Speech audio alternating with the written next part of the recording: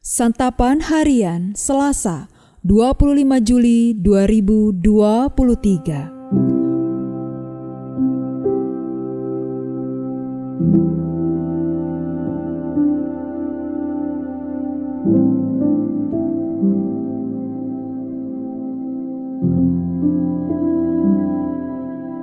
Inilah program Santapan Harian, sebuah program yang mengajak Anda menelusuri isi Alkitab, agar Anda menemukan makna firman Tuhan sesuai dengan konteksnya.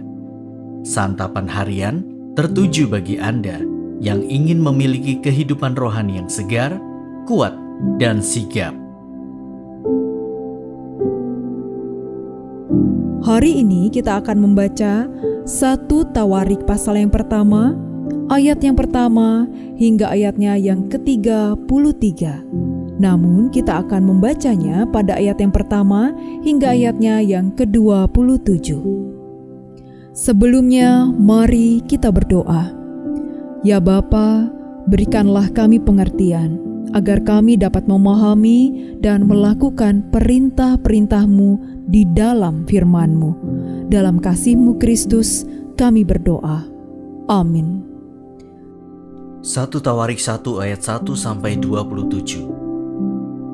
Adam, Set, Enos, Kenan, Mahalalel, Yared, Henok, Metusalah, Lamek, Nuh, Sem, Ham, dan Yafet.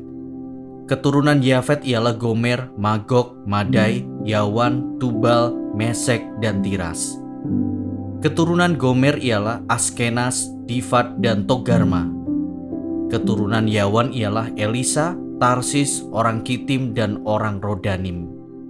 Keturunan Ham ialah Kus, Misraim, Put, dan Kanaan. Keturunan Kus ialah Seba, Hawila, Sabta, Raema, dan Sabteka. Keturunan Raema ialah Syeba dan Dedan. Kus memperanakkan Nimrod. Dialah orang yang mula-mula sekali berkuasa di bumi. Misraim memperanakkan orang Ludim, orang Anamim, orang Lehabim, orang Naftuhim, orang Patrusim, orang Kasluhim. Dari mereka inilah berasal orang Filistin dan orang Kaftorim. Kanaan memperanakkan Sidon anak sulungnya dan Het, serta orang Yebusi, orang Amori, orang Girgasi, orang Hewi, orang Arki, orang Sini, orang Arwadi, orang Semari, dan orang Hamati.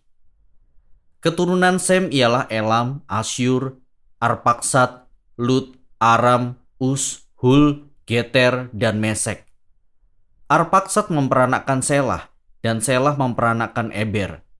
Bagi Eber lahir 2 anak laki-laki, nama yang seorang ialah Pelek, sebab dalam zamannya penduduk bumi terbagi, dan nama adiknya ialah Yoktan.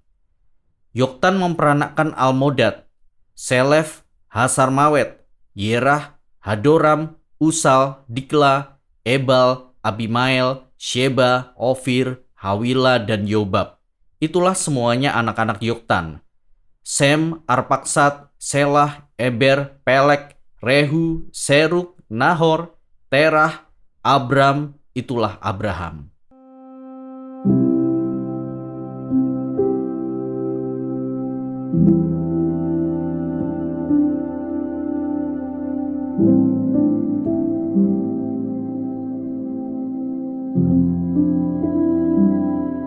Sahabat Santapan Harian, dapatkah kita bayangkan apa yang dirasakan oleh bangsa yang pulang setelah terbuang puluhan tahun sebagai budak di negara lain?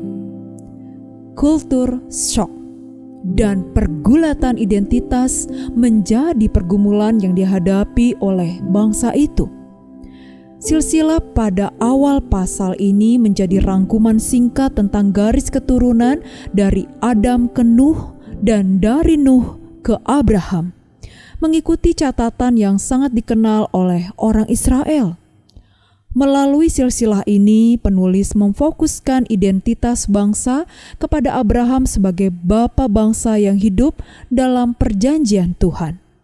Bagi bangsa Israel yang kembali dari pembuangan di Babel, silsilah itu memberikan orientasi dan identitas diri.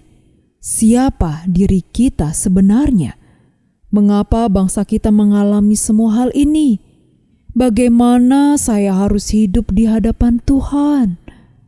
Banyak orang Kristen juga mengalami masa pengasingan dalam hidupnya. Seolah-olah mereka dapat melarikan diri dari jangkauan kasih Tuhan. Dalam kasus bangsa Israel, ketidaktaatan membuat mereka terbuang ke Babel. Namun itu pun tidak melepaskan mereka dari kejaran kasih Tuhan yang tidak pernah menyerah.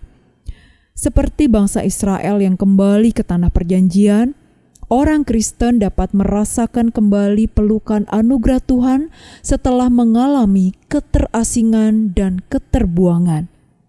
Seringkali muncul pertanyaan dalam senyap. Siapa kita ini sebenarnya? Kemana kita harus melangkah selanjutnya? Memasuki relasi yang lebih erat dan personal dengan Tuhan terasa seperti mengarungi ombak baru yang tidak dikenal sebelumnya. Iman masa kecil terasa kekanak-kanakan jika dibandingkan dengan luasnya horizon baru yang disediakan Tuhan untuk dijelajahi. Disinilah kita mengarahkan hati kita kepada Tuhan dan membuka telinga kita kepada tuntunannya.